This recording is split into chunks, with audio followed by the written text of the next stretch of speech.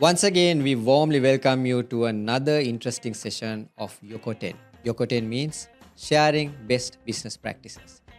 Once again, it's me, Yasas, and And I'm Asi. hi, Asi. It's good to see you in physical form. Once again, right?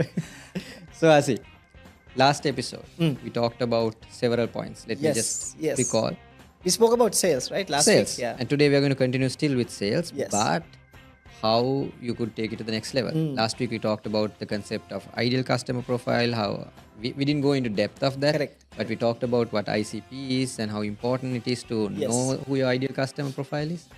Then we talked about the modern way of email marketing. We spoke about email marketing. and Email that's- marketing, yeah, but not in depth. We talked about, whether it's dead or whether it's alive, whether it's useful today. Warm We- calling. yeah, warm calling or video connections. Yes. So this episode, let's go a little bit into email marketing because it's very difficult to frame everything in about 20 minutes. Correct.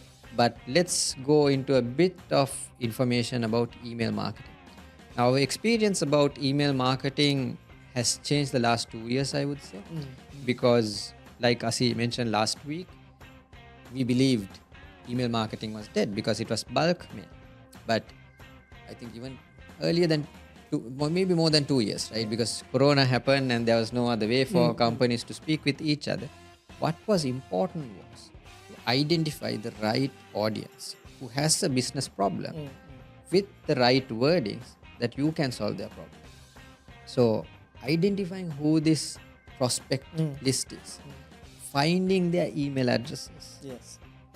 and then drafting the right message and using the right tools became very important. You literally lay out the whole thing. The whole thing. The whole thing. Because we are going to talk about email each of yes. those areas. Yes. So talking about this, I think it's very important to know, because when we speak to even clients today and we try to explain to them, it's immediate reaction is, oh, we do email marketing.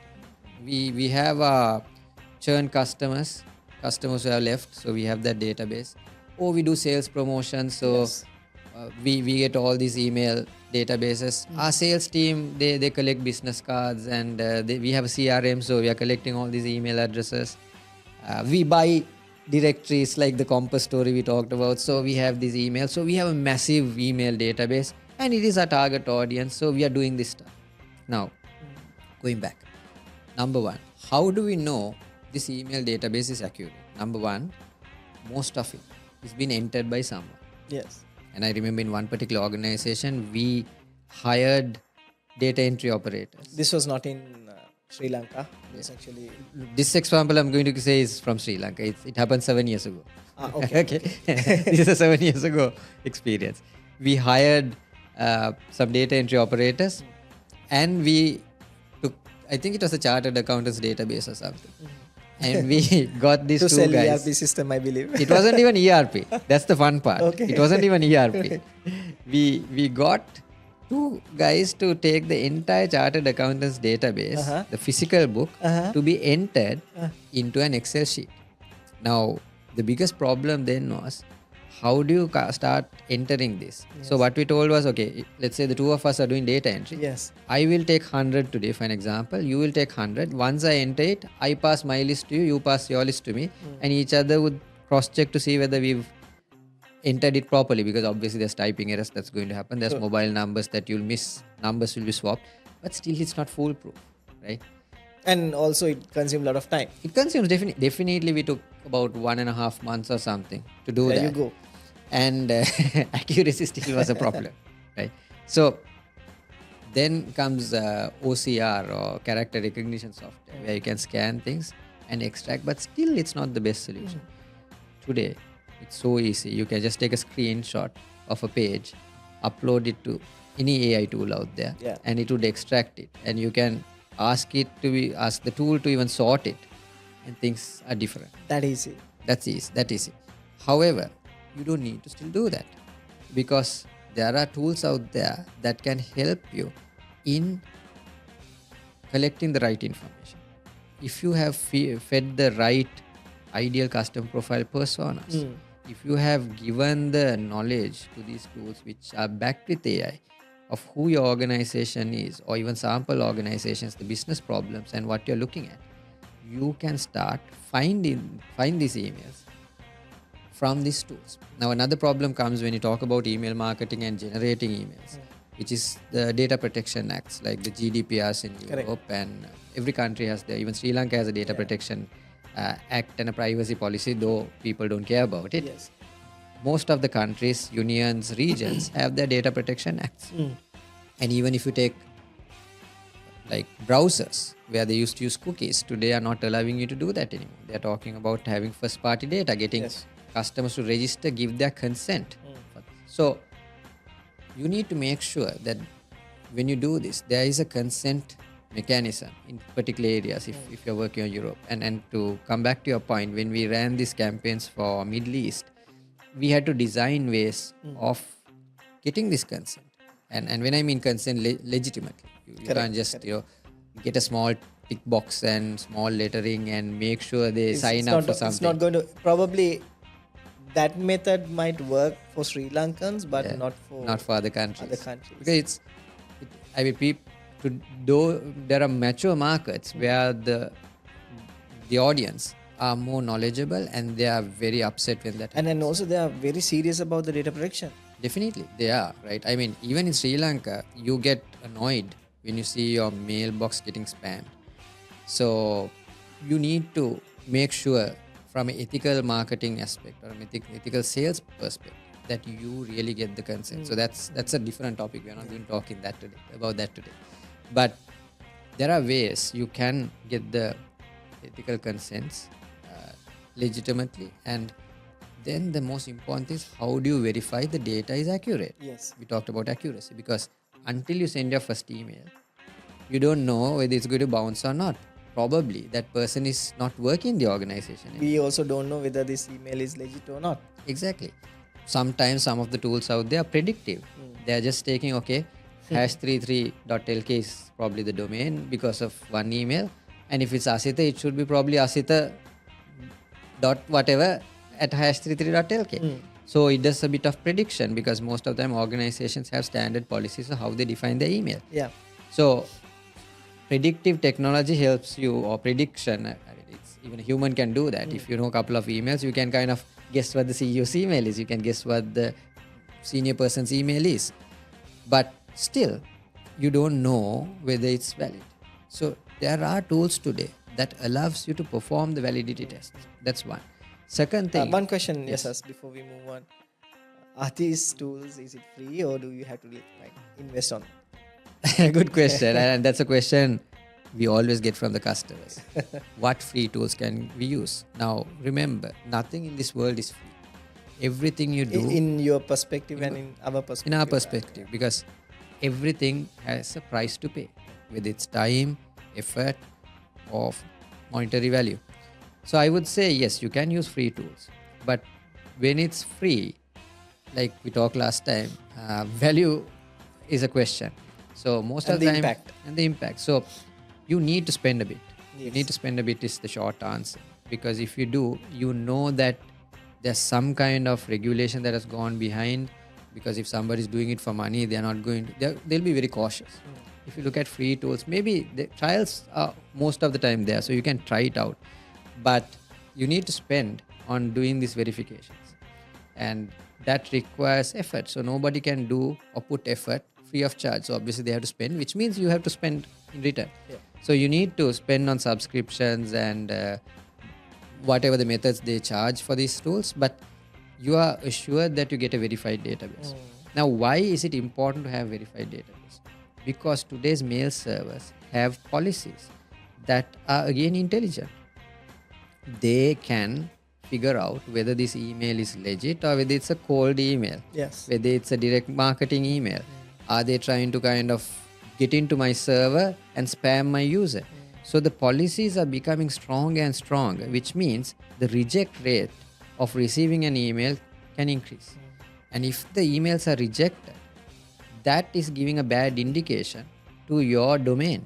Correct. It gives a bad indication to your email domain, which means the more rejections, the more blocks, the more policy violations your domain makes, you will not be able to even send a legit email to a customer, because that goes down the drain. So there are things that you need to do to protect your domain. There are things you need to figure out to kind of set up in terms of making your domain verified. And this part, most of the time companies, they just purchase different domains which are like the main domain for doing this kind of email marketing. And for that you need particular domain warming up that needs to happen. So this is sometimes very difficult for many senior people to understand, because the moment you say email, they think it's free. Oh yeah, we have our email accounts, we can send emails.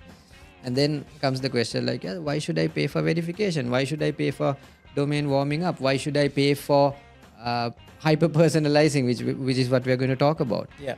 But they forget most of the time that email is another medium. It's another sales tool. It's, if you're investing for salespeople, why don't you invest for the tools that helps you to succeed in your Or business? rather, support the sales process, support Exactly. the salesperson.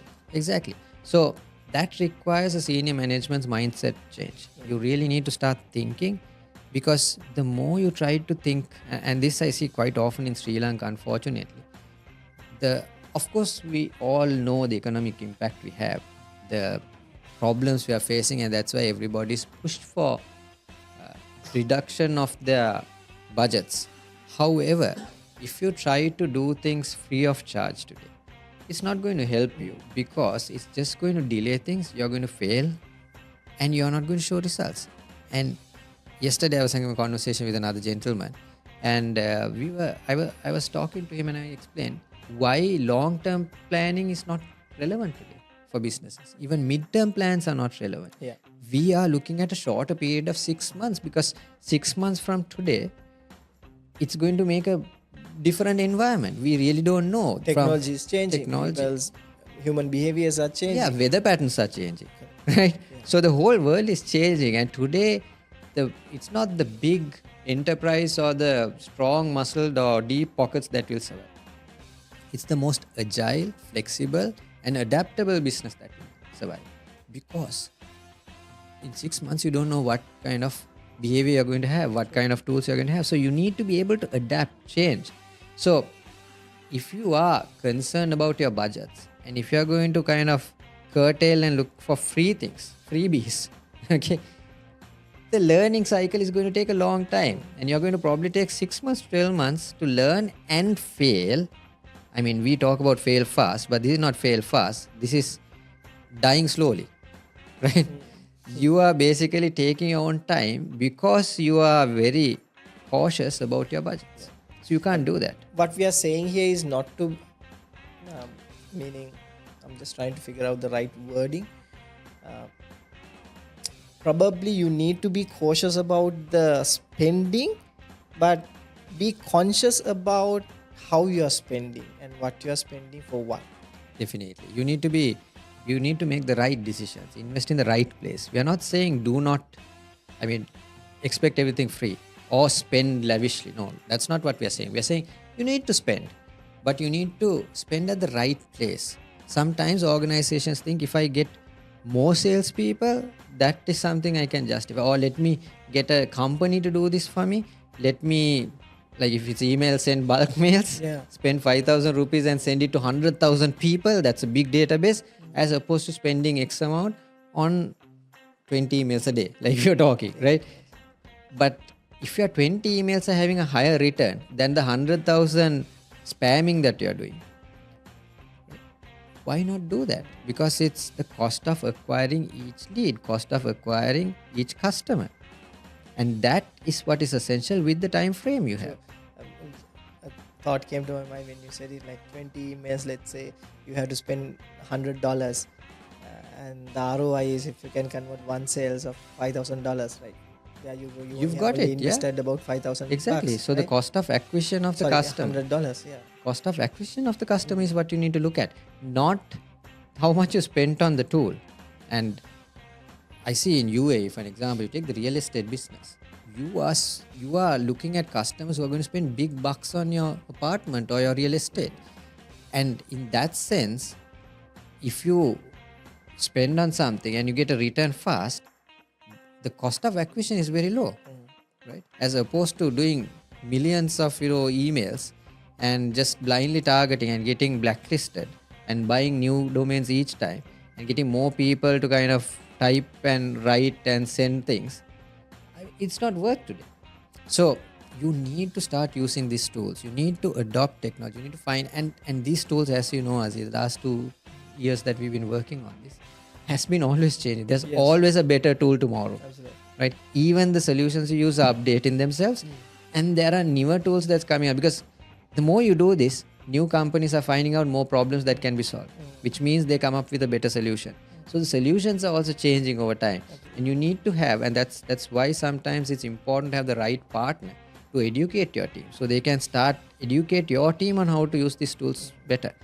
And that's why the concepts of inside sales is more important today, especially if you are talking about account-based marketing, which is another topic we'll probably talk after this another day.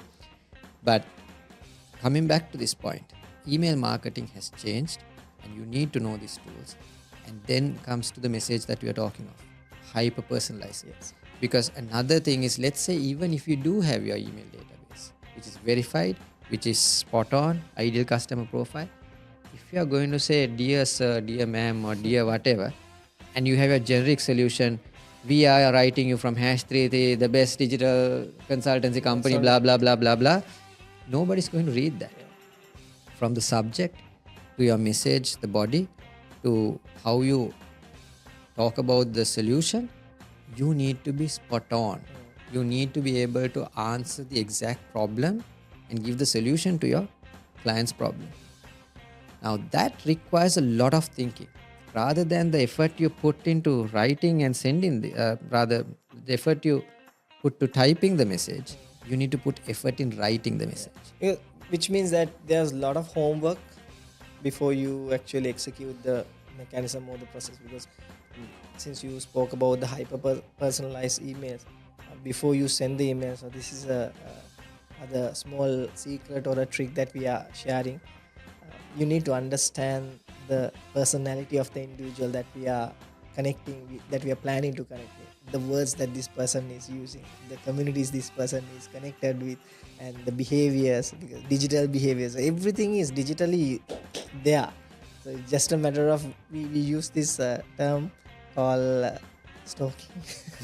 Stalking, Yeah, we use it for, but this is not stalking, not the one that you are thinking, but a positive stalking. Yeah, because it's the idea is not to be salesy. Yeah. And what you mean sales? Nobody likes it. Nobody likes Even, it, right? I mean, even we are in sales, but we don't like. we don't like somebody's it. trying I to mean, approach how in many sales times way. on a daily basis you get LinkedIn messages saying, "Hey, I'm from this company, blah blah." They don't even know your problem. They're talking of nonsense sometimes. They're talking of, "I can do this, and we believe it will help your company." I get messages from, because especially in UA you find a lot of businesses into digital selling. Every day I get at least 2 to 3 messages saying, "Oh, we understand #3 being a big company." I mean, our company, if you look at LinkedIn, says probably 2 to 10 people, right? It's not a big company. And purposefully we have not published our website. It's a purposeful, it's a technique, it's a strategy why we are doing it. Because sometimes when the clients goes to our website and say, "Hey, Aziz, your website is not working." That's you called us, right? I You don't think identified people will that. believe this story though you say it. Well, we use a lot of strategies. That's why that you need to hire us. Don't be salesy. Okay. Pitching it hard, bro. So the problem is, when you're salesy, the normal notion is people hate salespeople. Right? Even if you go to a store and somebody walks up to you and say, "Hey sir, we've got this offer, would you like to try it out?" You're like, "Dude, let me just try what I like." Right? Same way, if you get an email that is selling you something, or if it's a message you get on LinkedIn that's selling you something, you're not going to even open it. Right? So you need to really have a compelling reason in an email to open it. And what all of us know, but we don't realize is, Correct. your emails show a summary of the first line. Right? Today, when you get an email, you can see what the content is even before you Even open the subject. it. And the subject is a key thing. So there are techniques you can use to get people to click, not clickbaits. Yes. Not clickbaits, because today you can talk any random thing. I see, Quora does this quite effective, but I don't endorse it that way. You get topics that are so intriguing, so contradicting, that gets you to open it. And those are clickbaits, right?